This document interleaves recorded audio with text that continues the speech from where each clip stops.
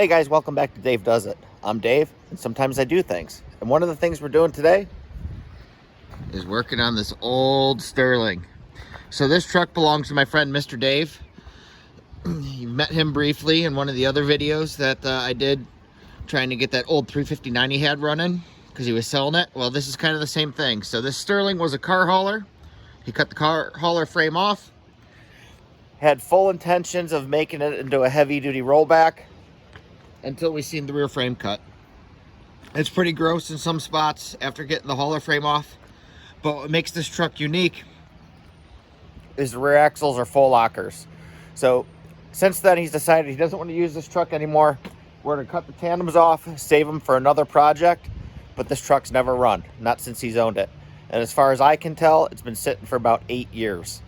So we're going to poke around, throw some fresh hot batteries in it, and see if we can get her to crank up.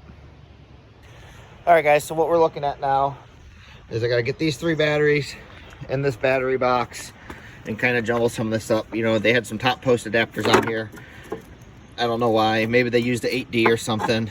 But I followed some of these cables, and this power line here we could take off and abandon because it runs to a master switch that used to power something else on this car hauler. I'd imagine maybe the hydraulic pump, you know, to make the different ramps and things do what they did, right? So we're gonna poke around. This thing's pretty ugly. As you can see, we have some botched up wiring, you know, blown main fuse. I don't know what's going on here. The stuff on the interior is not that much better. It's pretty gross too. The interior itself is pretty gross. I don't know when the last time this was on the road. Like I said, I think it was 8 years ago, based off the IFTA sticker from 17. But we got wiring shredded everywhere. The main fuse panel on the other side is really nasty. I don't have a schematic for this truck, so we might be playing on the cell phone trying to find some stuff. But we just gotta see if we can get it to crank. And if we get it to crank, we can get it to start. But I have no idea what's going on over here with, you know, we got relays hanging out, wire taps. There's just stuff everywhere. It's a mess, absolute mess. But we just gotta see if this Cummins works, if it runs, and we can make this short work of this. Great. We're gonna have trouble getting underneath it. It's on 19.5s, which is pretty cool. It's a big 19.5. But the clearance is low and my belly gets in the way. So we might have to end up taking this fender skirt off. It seems like I could slide in this hole in here a little bit and kind of get access to like where the starter is. If I got to put a jumper lead or something on it to bump it over. I did play with this truck once before last year, just very briefly through, you know, 15-20 minutes at it, looking it over. We did have a hot battery in it, and it didn't do anything. So it's going to be a little more involved than I'd like it to be, but that's why I'm out here. We got to figure it out. I'm going to go ahead and get all these terminals here all cleaned up, remove the top posts, take off this power cable we don't need, get those 3 batteries stacked in here, and we'll see what we got. You know, I apologize. The weather's kind of poopy right now. It is raining on me. It's like a real fine mist. So it's just going to be little follow-ups as I move along, opposed to setting you guys up on a tripod and just letting it play. You know, I don't want to get the phone too wet. And here you go, guys. We got the 3 batteries in. That cable that goes nowhere, it's not involved. I'm assuming this might be the ECU power wire, so we're gonna have to look at this a little better, but we're all hooked up. We got juice. We're gonna see if anything happens in here, which I doubt. I guess I should make sure it's in neutral first. Blah, blah, blah, blah. Yep. Anything? Nothing. Got some clicking relays. Awesome. That's what I did last time. So this ignition switch feels real funky too. I don't know what's going on here. Like I said, I think I'm just going to pull this skirt off because it has a broken bolt in it already. And we can just get right to the starter. I think that's going to be the best course of action and try to be the fastest before I start trying to figure out what all this awesomeness that's cut and tattered and spliced and blown, and you know, I don't know what any of that is. You can't even really see the starter. So that's gonna be a fun one.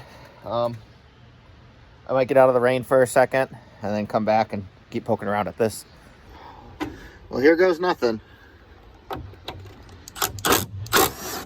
Okay, that worked good. Just snapped her off. Parts truck, I guess, right? Come on, get in there. Oh, the guy stayed in there. All right, I need pliers. All right. Okay, I got the guy out with the pliers. Back at it. We have another broken bolt here in a second. Phew! Whoa! That was high flow. And we got a broken bolt. Oh, that one came out. Cool. What else holds this on? All kinds of stuff probably, huh? Oh, we got some hood hinges, some bolts in the front. Got support bracket down here. What we got up here? More 8s. Oh, wow. I totally expected that one to break as well. All right, so that's off. Let's see our same deal.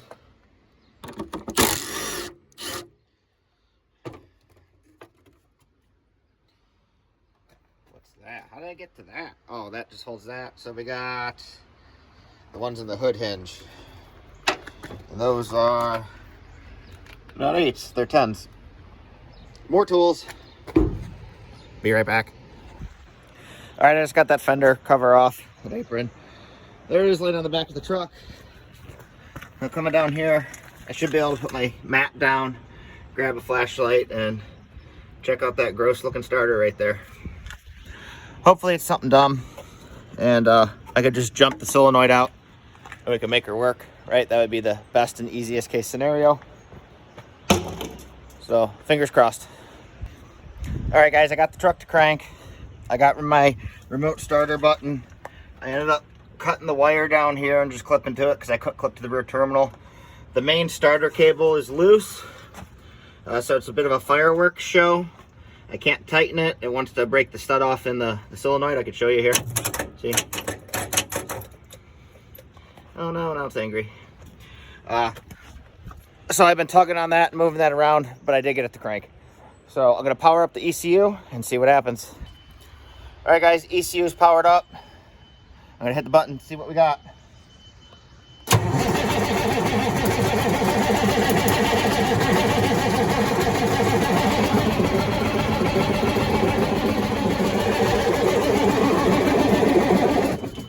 And we got nothing, no smoke.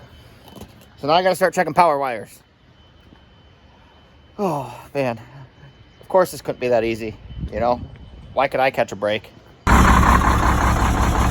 Well, guess I did catch a break. I pushed the starter button down in the truck while I cranked it. She fired right up.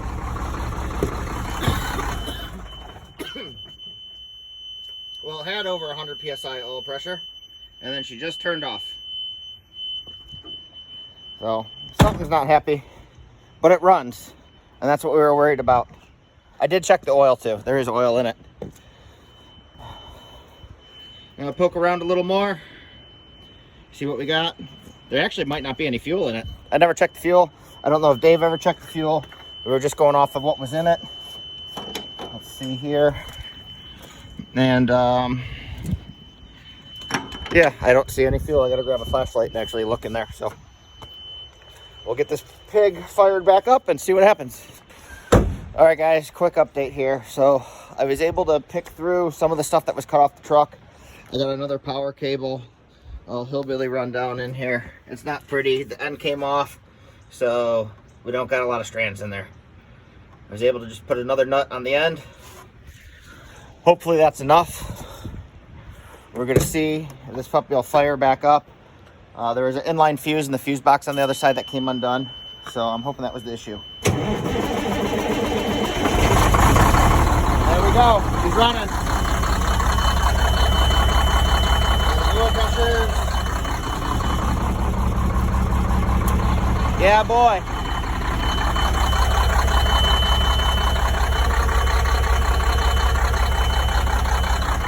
Well, I'm gonna let this run for a little while. I gotta get back with Mr. Dave and give him an update, and I'll let you know what the outcome is. Well, guys, the truck was shutting off, because it was low in coolant. Dummy Dave can't read. See, fluid only. I seen the green in the reservoir and assumed that was coolant. So that was going into, you know, that protection off the level sensor for the coolant tank. So I had to walk a 5-gallon bucket full of water out here 4 times to fill the cooling system up. Radiator's leaking, but now she's running. So that's what we were here for. Mr. Dave's happy. I got a good day in. The Sterling runs, so the front cut could go onto its new home. And I don't know what's in store next, right? We get one of these other trucks, I'm sure. There's the old Pete everybody likes to see. The Slam 379. We got some things coming with that also. But again, thank you guys. We accomplished what we set out here to do. Truck runs, it seems to run pretty good. No smoke, very, very minimal blow by. It's up to operating temp and it seems pretty happy. It has a slight miss on the tip in, but it clears up as soon as it gets a little gas. Oh, I'd imagine it might need an injector or something, but that's not our problem, right? So thank you for joining in today. Please hit that like and subscribe button. So we're gonna wrap it up here. Remember, kindness is free. It doesn't cost you anything to be a decent person, and try to inspire someone.